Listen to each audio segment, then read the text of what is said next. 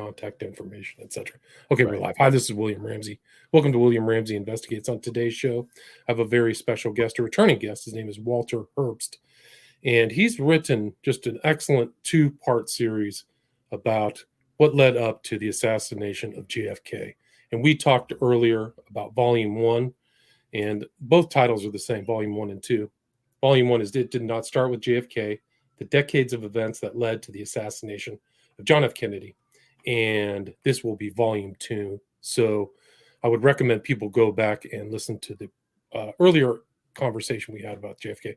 But there's so much information here. I just keep learning so much reading through his book, so I'm delighted to have him back. So Walter Herbst, welcome back to William Ramsey Investigates. Well, thanks very much, William. It's my pleasure to be here. Awesome. So for people who may not have heard our earlier discussion, maybe you can just do a little background and lead up through what was in Volume 1, maybe an overview, and then lead into this second volume. Sure. So It Did Not Start with JFK is basically an analysis of the 20th century from 1920s up to 1960, demonstrating how there were fake news, what we call it today, but lies or misrepresentation of facts and manipulation and sabotage of what presidents wanted to do in order to maintain a containment of communism more than anything else.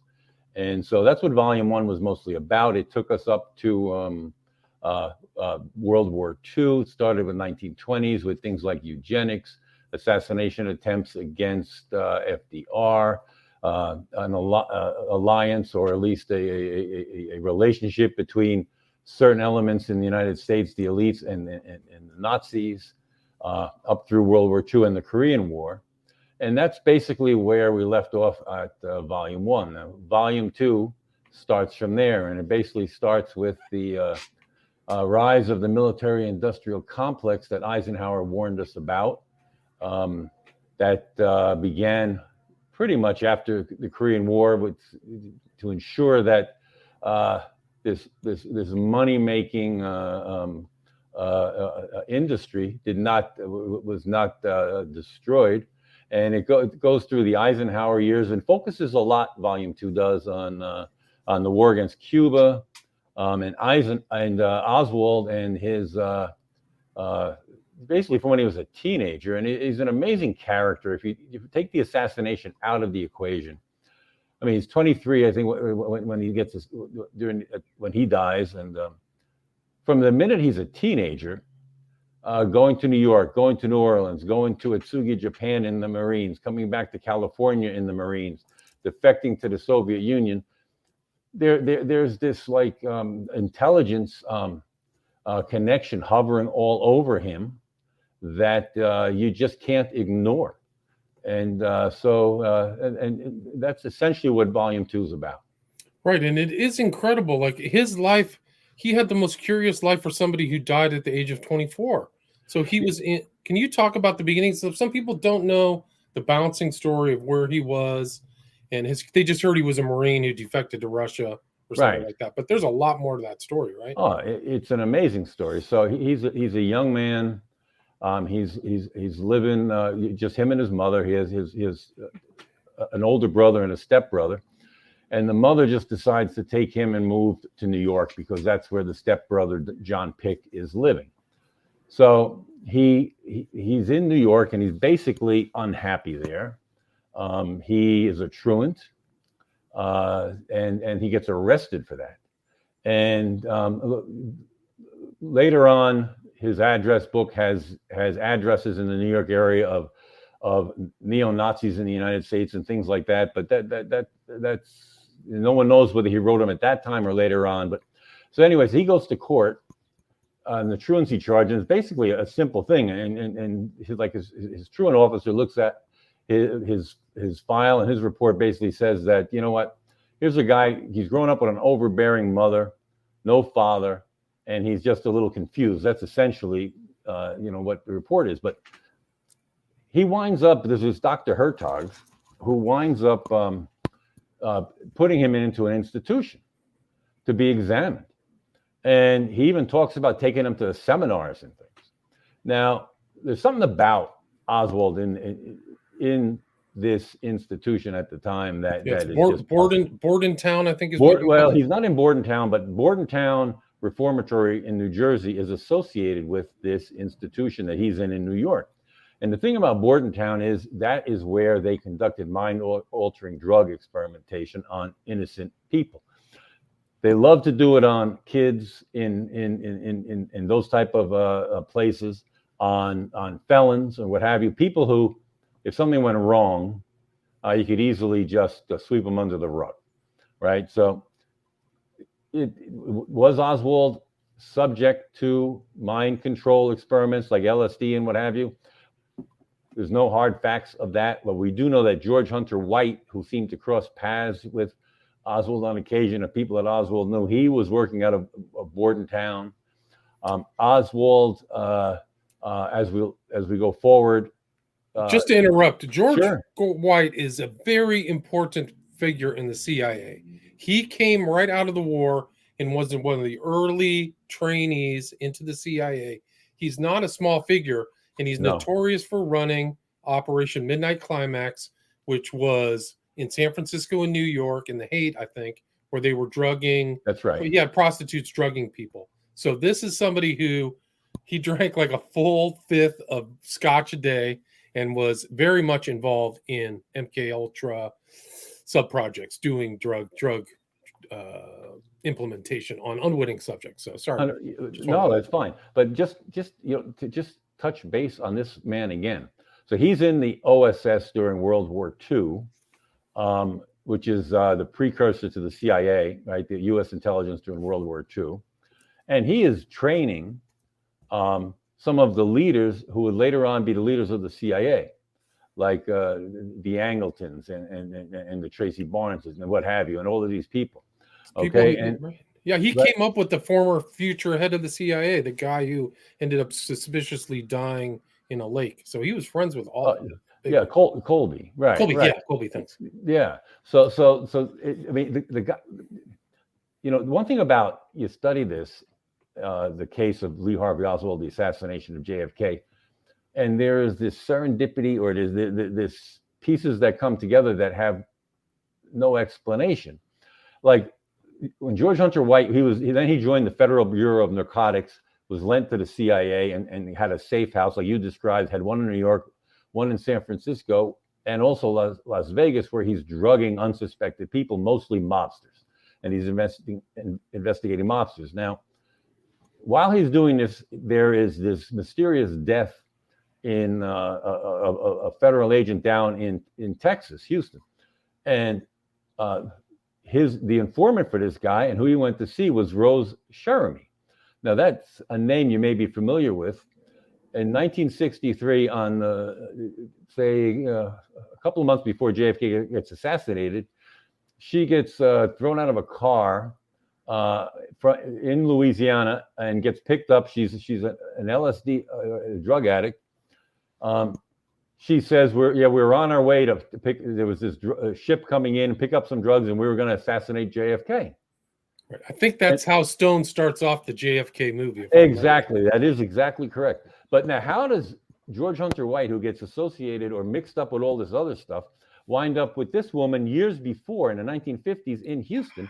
And next thing you know, she's getting thrown out of a car like Stone shows, and then everything and then she talks about Oswald and Ruby, and as if she knows them, and said, "Oh, they're both gay," and but facts that she had to have some knowledge of the men to make such a statement, and so anyway, so getting back to what we had started, George Hunter White, yeah, he's a key figure, and so he then is involved with his Bordentown reformatory, but Oswald leaves there. And the interesting thing about how he departed then, so he comes out, and his mother keeps getting threatened that they're going to throw him back in for whatever reason, right? So she just grabs him and heads to New Orleans. And she's from New Orleans.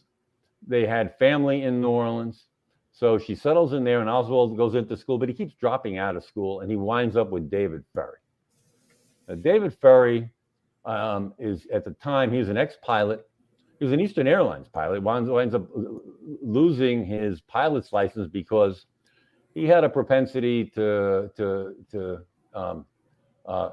fool around with young boys sexually, and that was pretty much common knowledge. The INS was keeping an eye on him because he was actually taking some of these kids and flying to other countries, and so Oswald's mixed up with this man that he shouldn't be involved with, and it's possible because Ferry was also accused of he was a amateur hypnotist, so he is hypnotizing some of these kids and stuff's going on, and Oswald's in the middle of it, and it's possible that he already gets involved with Guy Bannister through Ferry at this point. Now we know that Oswald and Bannister get together in the summer of 1963.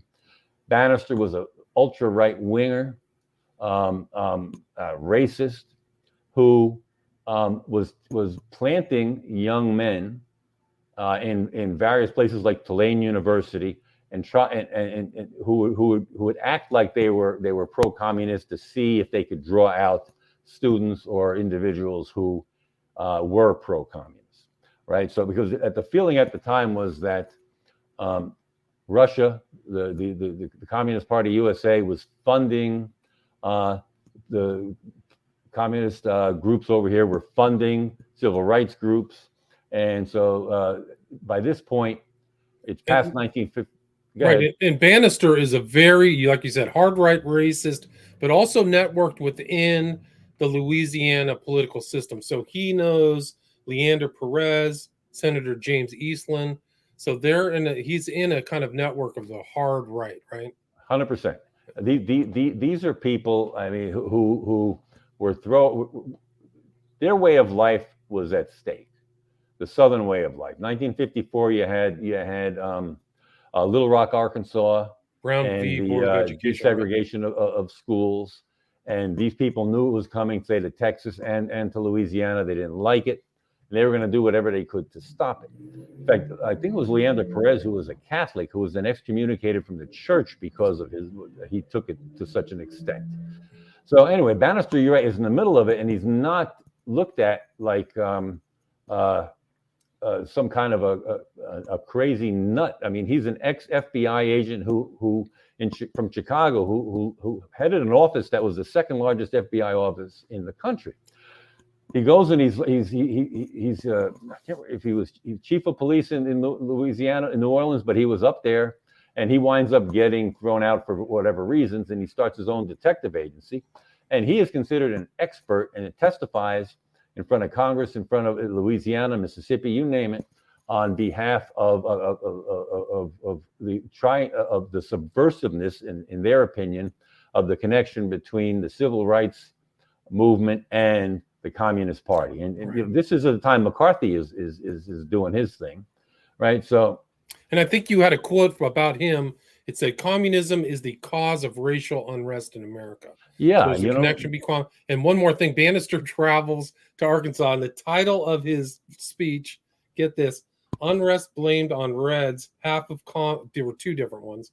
Unrest blamed on Reds, and the other one was half of commie trained Americans were of the Negro race. Those were the titles of his talks in Arkansas. Right now, to us, it's ridiculous looking back, but you have to place yourself in the mid-1950s. These people really believed this, right? They really thought that the Communist Party was trying to they didn't understand that black people on their own wanted to change the situation they were living under. That Jim Crow and what have you, the time had come to get rid of these things.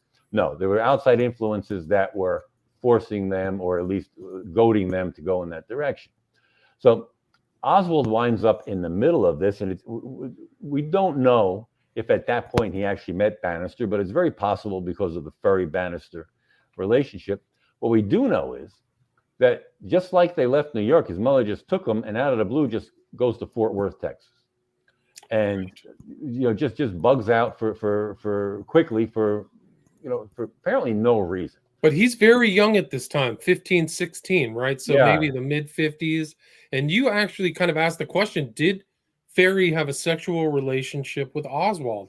if Ferry is raping these other kids, other boys, maybe Oswald was just another of his targets, which I think would be an important part of the story. Right. Now, there's two things about Ferry. Now, these are, call it circumstantial or what have you, but he applied when he was in Fort Worth, and he applied for trying to get into the Marines a year early, couldn't do it. But a recruiting officer came into his home, which is a little unusual. People speculate was that Ferry. But when he was in Russia and his wife was going to have a baby, expecting a baby, if the child was going to be a boy, Oswald wanted the boy named David. Now, that doesn't mean David Ferry, but there's no relative in Oswald's family background or whatever whose name is David. The only person he knew that had any influence was David Ferry. Now, maybe it's a stretch, but it's just another box you check off of circumstantial evidence that something not right was happening, and his mother maybe was well advised to just take him and get out of New Orleans. Right. So she's constantly moving him. It's really strange. And Ferry is a strange character, right? He has no hair on his body. Right. He is a hardcore neo-Nazi. I think you wrote in the book, right. Like he wanted to create a Fourth Reich or something, like, in just total in associating with neo. So the fact that the neo-Nazis and the Klan, they really were around at that time and around these characters, right? 100%. And it kind of made sense because what these people believed in was similar to what the Nazis believed in. And so, I mean, anti-communist, anti-Jewish, just totalitarian, against, say, New Deal, which or any kind of social programs. They had their own idea of the direction they want the country to go in. They thought, starting at FDR, Truman, even Eisenhower, Kennedy, they thought they were all communist presidents. And there was no talking with them. And Ferry once gave a speech, this is before the Bay of Pigs, and he said, nothing would make me happier to just go and just shoot and blow up every communist that there was. I mean, he was too right for some right wingers, but he was CIA connected. Okay, and as was, it appears, Bannister, right? So and Clay Shaw, that whole element, that group in New Orleans had CIA connections. And Oswald, so Oswald gets kind of sucked into the middle of it, and so he eventually does join the Marines, right? He's in Fort Worth. He's old enough. His older brother was in the Marines. He joins the Marines, and he goes to Atsugi, Japan. Now, he's not there very long, and immediately he becomes a radar operator of the U-2 flights that would eventually be those spy planes, right? That would travel over the Soviet Union mostly, and could from 75,000 feet take camera photographs of installations on the ground, and it was the only way the United States could determine what the capacity of the Soviet Union was as far as nuclear missiles and weapons and what have you. So it was important, and Oswald was in the middle of it. So he's not there very long, and he shoots himself in the arm. Superficial wound, but he had ordered a pistol, mail order from the United States. And it was a minor wound. In fact, when he shot himself, he looked at it and he said, I think I shot myself. Well, he winds up spending 19 days in the brig. And there's a lot of evidence to suggest that Oswald was already being pointed in the direction of some kind of intelligence operation, and that he was being, at this point, perhaps for the first time, but mind-altering drugs, and it's pretty convincing that he was. Okay, and then there's a husband and wife named the Wilcotts who, after the assassination, came forward and said that they were CIA stationed in Japan, and that they had evidence that Oswald was already a CIA involved in a CIA operation. Now, here's what we know about behind the scenes of what Oswald was doing. He winds up going to a club called the Queen Bee that was tailored mostly for or suitable for officers who made more than Oswald did. He was a grunt private, right? And he had no money. And he winds up meeting this woman at the Queen Bee who is she a prostitute, whatever she is, but she gets shows an interest in Oswald, which he never would have done. So that right away raised a red flag. So Oswald says that he went back, told authorities, what have you. Now, he may have been subjected to a lie detector test at this point, and maybe there was some question about his loyalty, what he was doing. But simultaneously with this, he winds up at the Soviet embassy in Japan. And there's this Colonel Arashkin that he sees. And there's really no explanation for why they would even want to see a guy like Oswald. But what makes things or adds to the murkiness of everything is there's a CIA agent that's well known to everyone who's investigated this. His name is Richard Case Nagel, and he was a member of a secretive OFI, this military group / an assassination group, what have you. And he says he accidentally ran into Oswald at outside the embassy. Okay, which seems a little bit far-fetched, right? So, especially since he winds up with Oswald again in 1963, gets told to basically keep an eye on him, tail him. For people who don't know, in September 1963, 2 months before the assassination, Nagel walked into a bank in El Paso, shot a pistol into the air, went out, sat down, and waited to get arrested. And basically, he said it was to extricate himself from a situation that he had no way of getting out of. He knew the assassination was coming. After the assassination, the FBI spent 2 hours interviewing Marina Oswald, Lee Oswald's wife, about Richard Case Nagel. So this Richard Case Nagel just happens to show up at Atsugi, outside, and just accidentally run into Oswald. Most likely, he was told to keep an eye on Oswald. And he wasn't the only one. There were all these minders around Oswald, which Constantly makes even the whole story creepier. Right? Yeah, it does. Even right? Ferry. Yeah. And Ferry, right? Ferry, when he was Ferry, it's amazing that Ferry runs into Oswald in 1954. He runs into him again in 63 when Oswald comes back.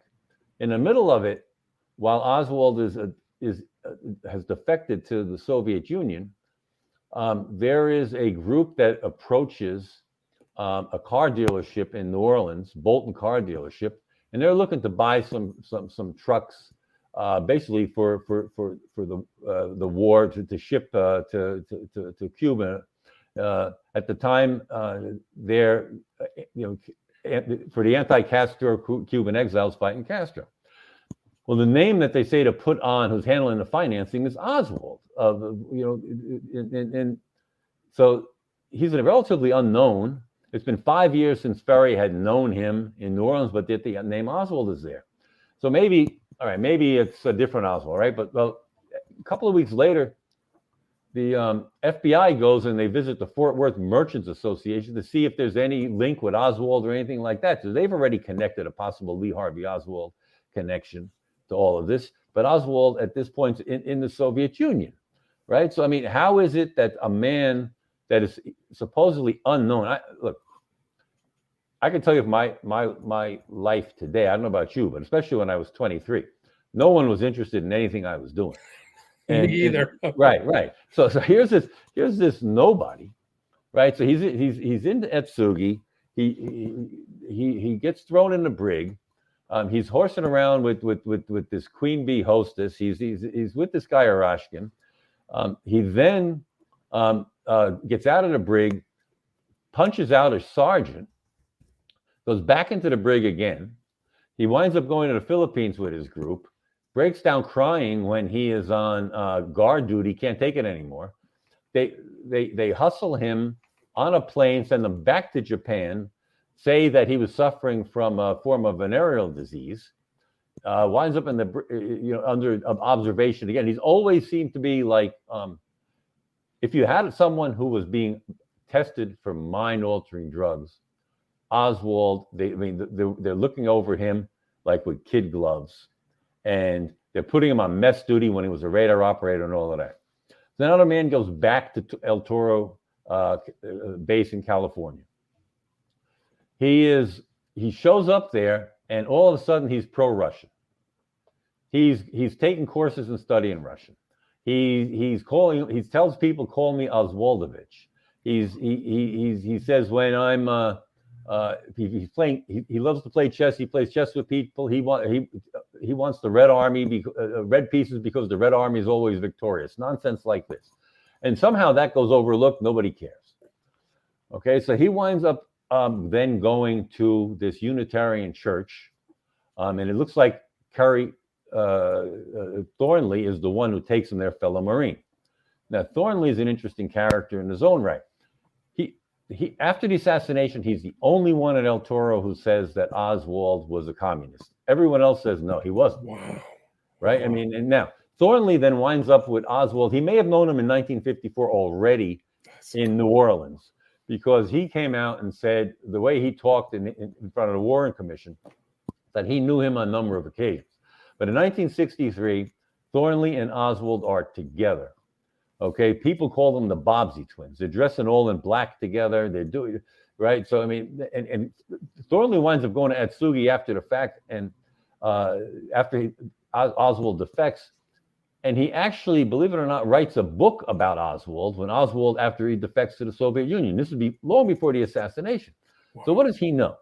And after the assassination, he's being investigated very carefully by authorities. And he says something to the effect that before it's all, it was fun while they were investigating. Maybe before it's all over, I'll go pee on JFK's grave. And so anyway, but he takes him to this Unitarian church. And what makes that so important is, number one, they had an association with the Albert Schweitzer College in Switzerland, which Oswald applied to. Now, no one in the United States, or very few people, knew of the Albert Schweitzer College. How does Oswald, this is right, obviously pre-internet, pre-cable TV, pre-everything, right. A guy, some grunt who was in Japan, now he's in California, applies to this very liberal Albert Schweitzer College. Well, the approval for his application goes through Unitarian Church in Rhode Island, their main office, to get over to Albert Schweitzer, where he gets accepted. Okay, and then when you dig further, you find out that the Unitarian Church actually has a World War II relationship with the United States intelligence, where they're in Europe and they're involved with bringing emigres back over to the United States and things like that.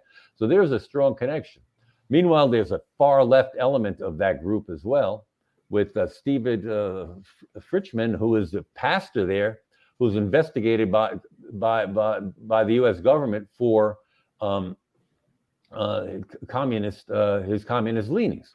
So anyway, so. But isn't this? Sorry to interrupt. But isn't the sure. Unitarian Church? It claims to be a Christian church, but it's almost like the perennial philosophy, New Age. The Unitarians aren't orthodox, I think, and I think it attracts maybe.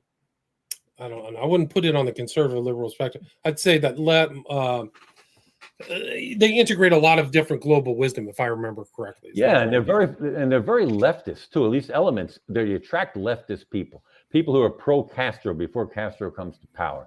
And so Oswald gets dragged into this group, and I don't think they had an influence on him at all. But I think they were somehow involved in the man's defection to the Soviet Union, because he then applies to go to defect. And just one other thing. For the rest of Oswald's life, he seems to be shadowed by Unitarian Church members. You've got Thornley, who, as I already mentioned, sees him a couple of times. Now, his babysitter, or he and Marina's, more so Marina's, was Ruth Paine. Ruth Paine and Michael Paine are Quakers / turned Unitarians when they had Oswald in Dallas. Now, George de Morenscheit is a name that everyone knows. Oswald's little babysitter, but this wealthy oil-related aristocrat becomes friends in the spring of 1963 with Lee Harvey Oswald in the Dallas area. And one of the first people who he takes to meet Oswald is this Colonel Orloff, who is a Unitarian. Wow. Right. Wow, So that's crazy. It is crazy, right? So Wow. I mean, that doesn't mean that there's a connection between these people and the assassination. But if Oswald's defection to the Soviet Union was a U.S. intelligence operation, it's very possible that all of these people are keeping an eye on Lee Harvey Oswald. And somehow, and Ruth Paine, and I mean, Paine's family had CIA connections, and her father did. I mean, it's just Michael Paine, her husband. His mother was best friends with Allen Dulles' mistress during World War II in Europe. I mean, it just these connections just don't end. So anyway, so Oswald is about to defect to the Soviet Union. Doesn't have the money to get there, somehow does. He just seems to know where to go. Goes to France, has to go to England, goes to Sweden, what have you. But there is this woman, Priscilla Johnson, who was a World Federalist right after World War II. And World Federalists were basically people who thought the world would be better off if the United States and the Soviet Union could somehow mend fences and have learn to coexist and have a relationship. And she's also there's another fellow, Cord Meyer, at the time, who becomes he's also a World Federalist. He will become a CIA agent. He will become a suspect in the assassination of JFK, and his wife, Mary Pinchot Meyer, will become a mistress of JFK. And the year after the assassination, she will be killed jogging, just going along a canal park out in Georgetown section of Washington, D.C. Right. But so at this point, though, Priscilla Johnson and is a World Federalist, but she gets turned off by World Federalism, as does Cord Meyer. They're right now going in different directions, but they're the same path. And so she would tell writer John Newman, who did a great work on this, that I just reached out to him last month, so I think I'm trying to set up an interview with him. I think that would be great for you, because he has done some really great work, and he's really been. I've read all his books, and he's terrific.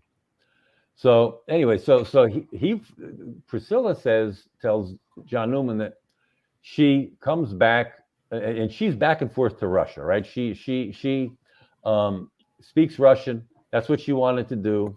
And she, at some point in her life, she realized, she says, I grew up, meaning I realized what communism was all about. And Cord Meyer kind of had the same revelation. He thought that they could get along. He gets involved with the CIA, with student movements around the world, and he's going to bring everybody together. And he winds up that every time he tries to deal with the student groups from the Soviet Union, they're trying to screw the United States. So he breaks off from that. He becomes more of a right winger. So these people have a connection to the MIT Center for International Studies and the Russian Research Center out of Harvard that are involved in something called Project Troy.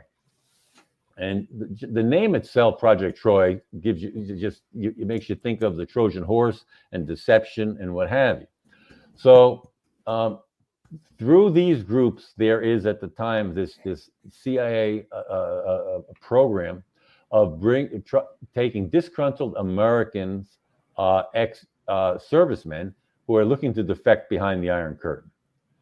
Oswald being one of them. The official list, they list Oswald as a tourist, which he was anything but. But so anyway, he does defect, and one of the people that interviews him immediately is Priscilla Johnson, and she's involved with everything there. So at the time of the U-2 flight, when it was shot down, the Russians dragged her in. They kind of set her up as an example. They humiliate her in front of the crowd. And when she comes back, by the way, when she will eventually, when she comes back to the United States, Stalin's daughter defects to the United States. She winds up staying in the home of Priscilla Johnson's parents while Priscilla is there. And Priscilla will then write her memoirs. Priscilla's husband, George Macmillan, happened to be a good friend of George de Morenscheidt, the same George who was befriended Oswald and had that Unitarian Church connection. So there's so much going on with these people. And then after the assassination, when everyone was afraid that Marina Oswald was going to talk, she winds up befriending Priscilla Johnson, right? So now Priscilla is going to write her memoirs, and they hand her a big chunk of money. And you would think, if you're Priscilla Johnson, that you want this book out immediately, right? You've got Marina. The book came out 7 years after the assassination. Wow!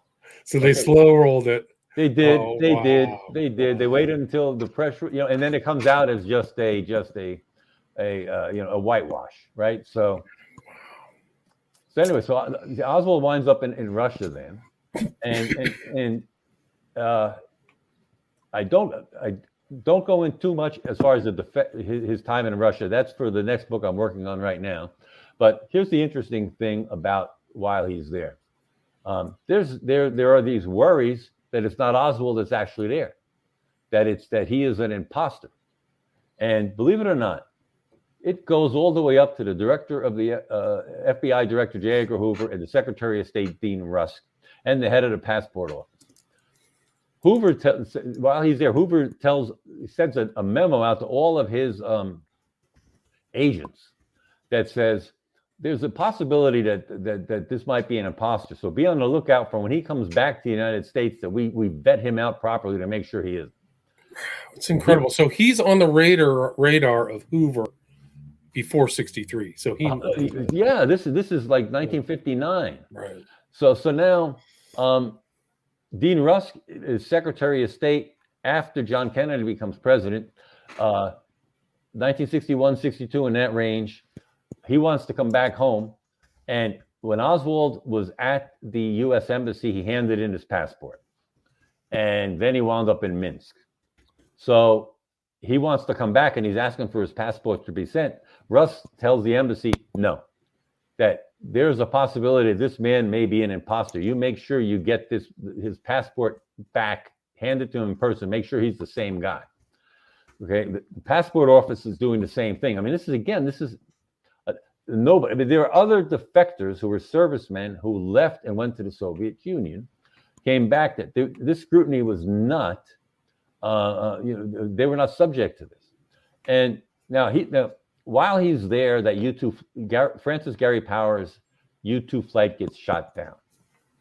Oswald is a radar operator who was tracking U-2 flights. The Russians know something's wrong with him. They suspect something. They don't utilize him for any propaganda purposes when he first defects, during the trial of Francis Gary Powers.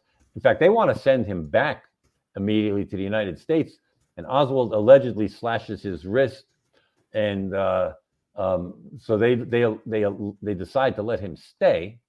But again, it's like they have a hot potato. They don't want him. So he comes back to the United States. But one thing that I noticed, okay, there's something that was going on with Lee Harvey Oswald while he's there. And when he left El Toro in California before defecting, he gets a Department of Defense ID card, and he gets his passport taken at the same time, selective service card. And if you look at the DOD card and the passport, and it is not the same person. They're taken about the same time. The hair is a little bit longer, this or that. Okay, fine.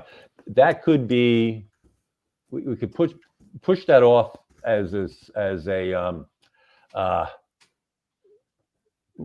just some kind of circumstance that you can't explain, but what have you. So he goes now to Russia, and he gets interviewed by, and he's 5'11" as he goes over to Russia.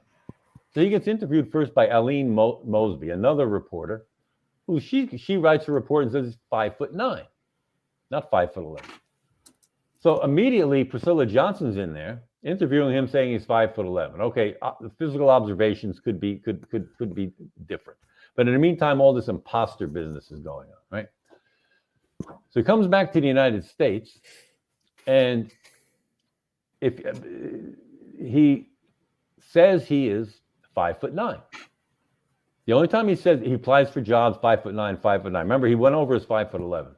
The only time he says he's 5'11" is when he applies for a new passport, and the height obviously has to match the original passport. You can't have the original passport say 5'11" and a new one say 5'9". So he says 5'11". So Oswald eventually, when he gets assassinated, at the autopsy, he's measured 5'9". And authorities, CIA, FBI, they all realize something's not right here. And they actually are pursuing, after the fact, the FBI and the CIA both are going, they're talking to the autopsy doctors later on. They're talking to the people at the funeral parlor, what have you. They're concerned. Why is this man 5'9" when the fellow who left the Marines is 5'11"? And there's all kinds of, now he has these Department of Defense cards he loses them twice. They get sent to the main office or to where in California where they were taken, and then they get sent to Oswald.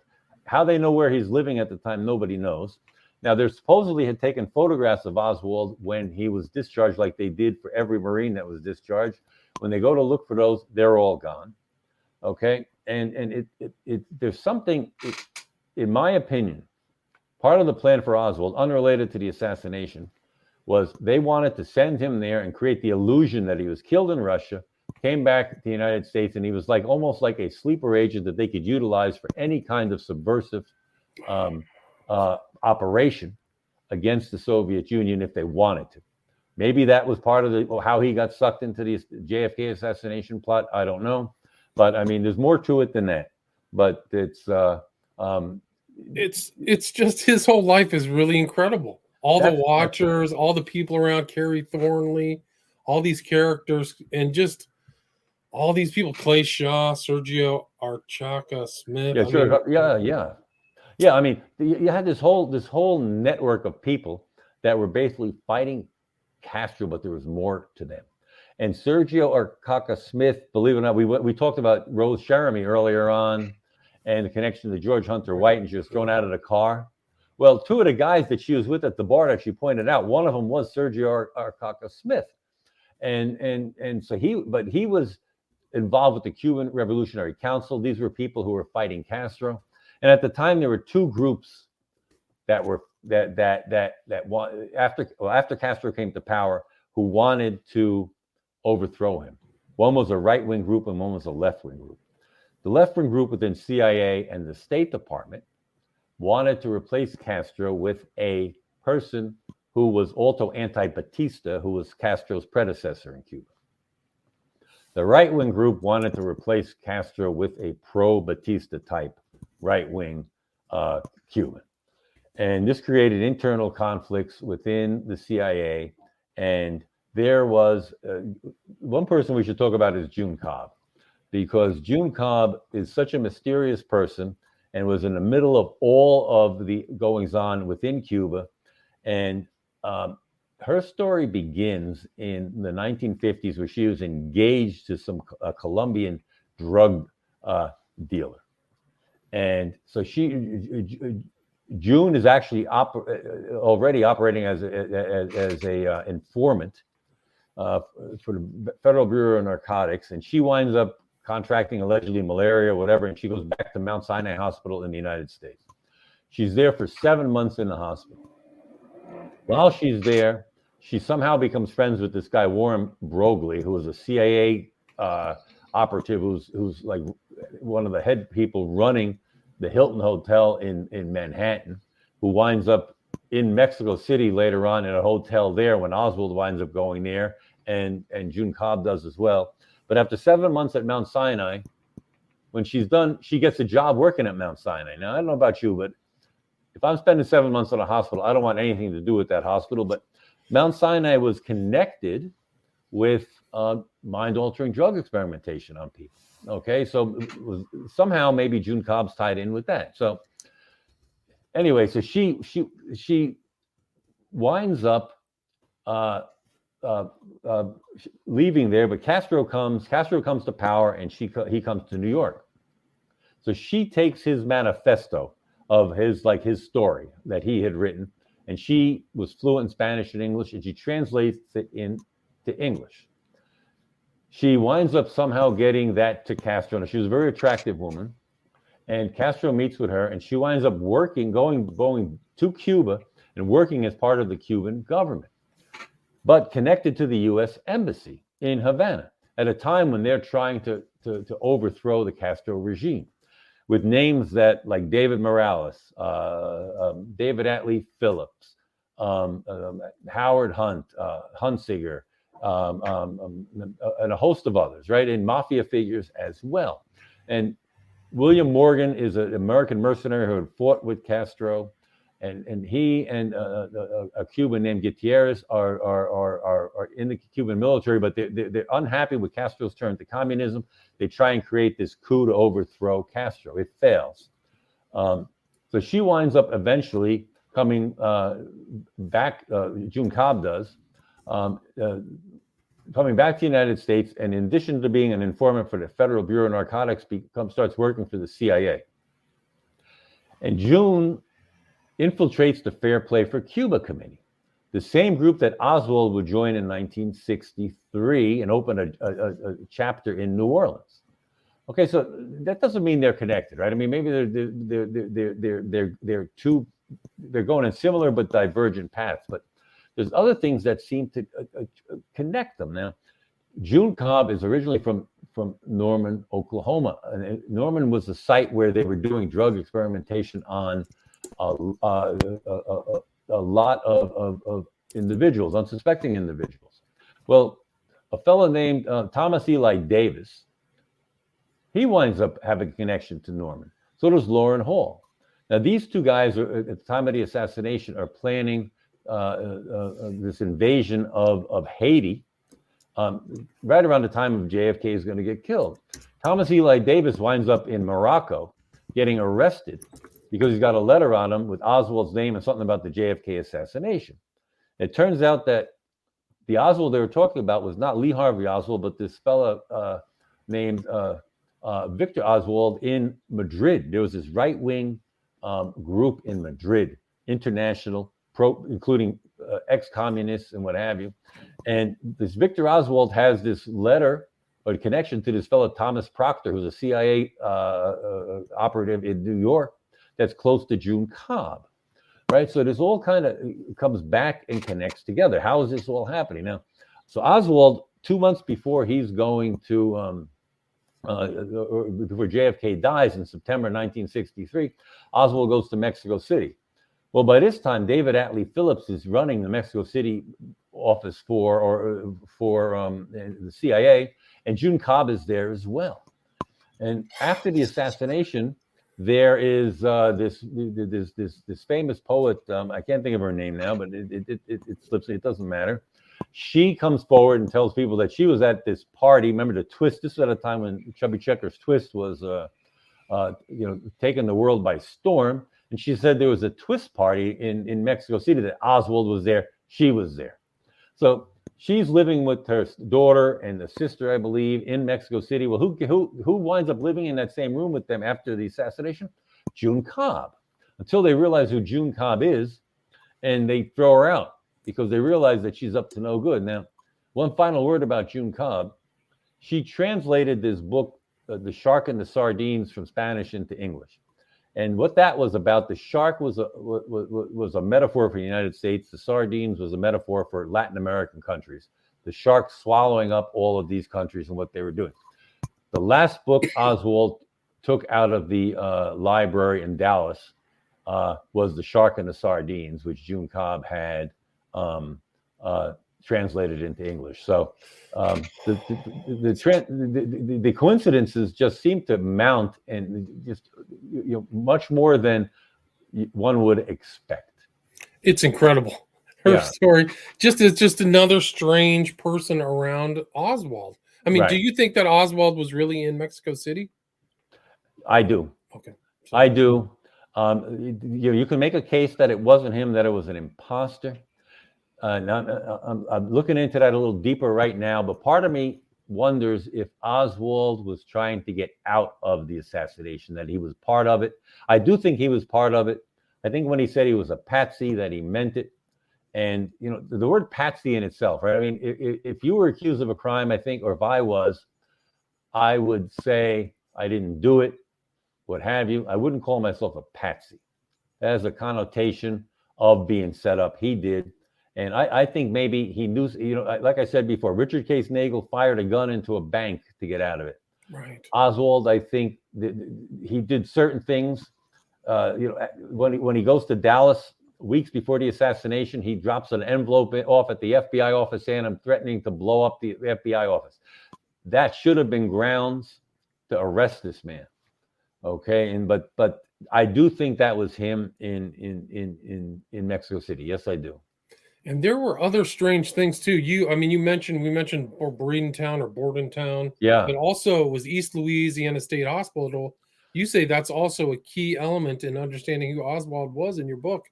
It is. And there's all kinds of strange things going on there too. Well, he's seen in a car with Ferry and Shaw at this hospital outside of Baton Rouge. Like, what's going on with that? It is, right. It was in Clinton, Louisiana. And East Louisiana State Hospital was also known to have been doing drug experimentation on individuals, and one of their patients, by the way, was Rose Charmy, the same name that keeps popping up. So Oswald is going there with, like you say, Bannister and Shaw, and they parked for a longest time at just waiting, and they're noticed by people. And there was this voter registration drive going on. And at the time, obviously in the South, it's well known that these voter registration drives, especially to get African Americans to vote, there was a lot of resistance to that. And so they're watching this. So people were suspect about this long, black, basically stretched limo of these three white men sitting in it. And they took the license plate down, and it was licensed. Connected to the International Trade Mart in Louisiana, in New Orleans, that was run by Clay Shaw. And so anyway, Oswald eventually winds up going to this applying for a job at this hospital, East Louisiana State Hospital. And he runs across a Dr. Silva. And the amazing thing about that is that Silva's cousin down in New Orleans winds up, his name is Bartz, B-A-R-T-E-S, or Bartis. When Oswald gets arrested, Bartis is there. When Oswald, he's like an informant for the FBI. He's kind of like, again, somebody keeping an eye on Oswald. There's just too many strange coincidences for a young man that should have been a nobody to always have these very important people surrounding him. And so what was going on there at this hospital, we don't really know. It's just Oswald had no business being there, certainly not with someone of Clay Shaw's stature. And David was David Ferry and Clay Shaw, excuse me, not Bannister. So Ferry again winds up, and you mentioned before about his hairless, this disease he had. That's how people described him. This guy was this funny looking guy. It's kind of hard to not say it's Ferry, because they said, yeah, he had no hair, and he would do crazy things like take grease and just put these fake eyebrows over his eyes. And so these names keep popping up. Now, what we don't know, and this is what I'm looking into now, is were they involved in the assassination, or were they set up to make it look like they were involved in the assassination? They were definitely connected with Oswald, and so there's a lot of rabbit holes that you go down as you try and break the assassination down itself. But all we do know is that you know, Ruby shot Oswald for a reason. And not to get ahead of ourselves and get into say the next volume, but and Ruby had connections to New Orleans, and Oswald had connections to New Orleans. Now, were they the ones responsible for the assassination? Possibly. Or was it another group that was aware of this group in New Orleans that set them up? They also had connections to the mafia, Carlos Marcello, and what have you. So that's next volume. I'll bring that out and clarify. Yeah, let's talk about that. Somebody said we should have a part 3. We're at about 60 minutes, Walter. Do you mind taking a few questions? Maybe you can answer these. I don't know. Have you identified the 3 tramps? I think GP Floor is asking you that. Yeah, you know what? It's the 3 tramps. For me, I forget their names, but originally it was thought that maybe it was Frank Sturgis, Howard Hunt, and Harrelson, Charles Harrelson, right? For people who don't know, Woody Harrelson's father from Friends, and from Cheers, and but it's kind of been discounted that these were just regular tramps and they were not, some kind of CIA operatives. I think some people stated that was the Masonic symbol of the Jews, or JEWES, something Masonic, because I think they were walked into a Masonic hall too.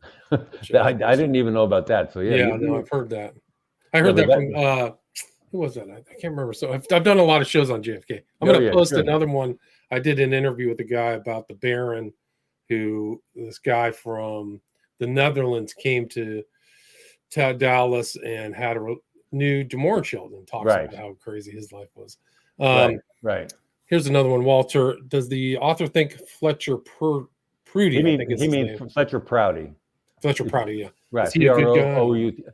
I think he is. I mean, some people, you know where Oliver Stone, that Mr. X in his movie, he patterned him after Fletcher Prouty, which I think then gave Fletcher Prouty a bad name. But Fletcher Prouty was a military man who was involved with the CIA during legitimate positions, and was in a position to keep to know a lot what was going on, whether it was the U-2 flights, what was going on in Cuba, and what have you.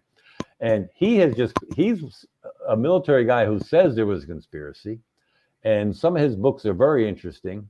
And what's interesting about his books, or one fact that really I found enlightening, was how there was this interconnection of military men working for the CIA and vice versa. That it was, you think of them operating separately, and they were really united, a united front.